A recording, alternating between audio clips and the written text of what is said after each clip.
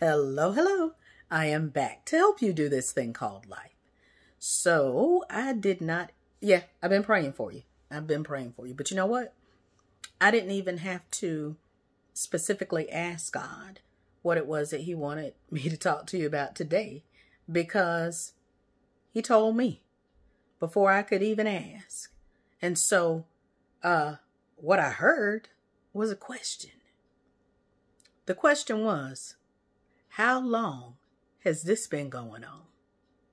How long has this been going on? And as soon as I heard it, I knew what he was talking about. So it's in Mark 9. And this man had brought his son to the disciples because Jesus wasn't there at the time. And so he had taken his son to the disciples, and his son was mute. And he said he was made speechless by a demon. And he said, whenever it seizes him, it throws him to the ground. This is starts with verse 17. Whenever it seizes him, it throws him to the ground. He foams at the mouth, grinds his teeth, and goes stiff as a board. Message translation. I told your disciples, hoping they could deliver him, but they couldn't. Jesus went on saying, what a generation. No sense of God. He went on talking, told him, bring the boy to me.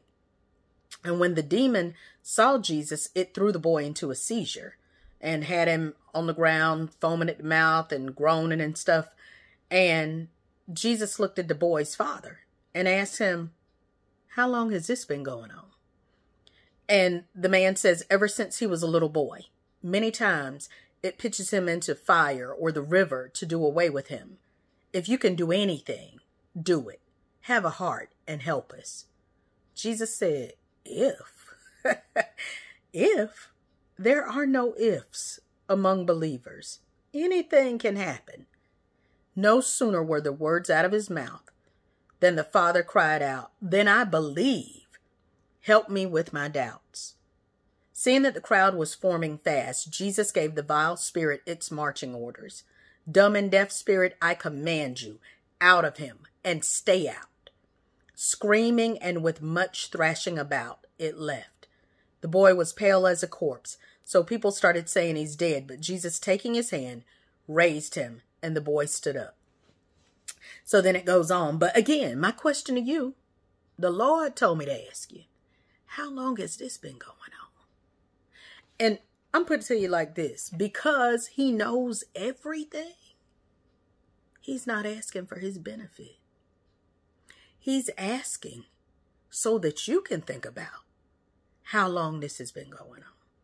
How long has it been? How long has it been since you let this thing control you?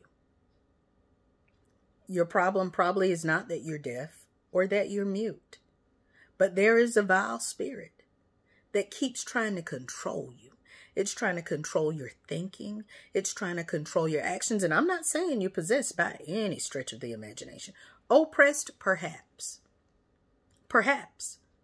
Because whatever this is trying to throw you around and handle you. Whatever it is, this tries to take over and act like, it's in charge instead of you. Whether it's depression, whether it is low self-esteem, whether it is entitlement, if it is pride, no matter what the spirit is, how long has this been going on? And furthermore, by asking how long has this been going on, there's another question. How long you going to let it continue?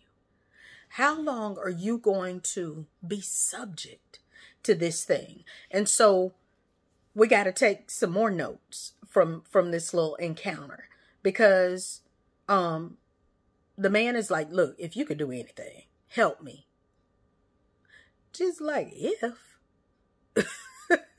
if anything can happen. And then the man says, then I believe. Help me with my doubts. And if you're a believer, then I know I'm talking to you. You know that God can do anything. So maybe what you need to do is say, Lord, I believe. Help my unbelief. That's what another version says, King James. Lord, I believe. Help my unbelief. This says, Lord, I believe. Help me with my doubts. So whatever it is that the enemy is trying to fool you into doubting. And some of it ain't even the enemy. Some of it is just you. You.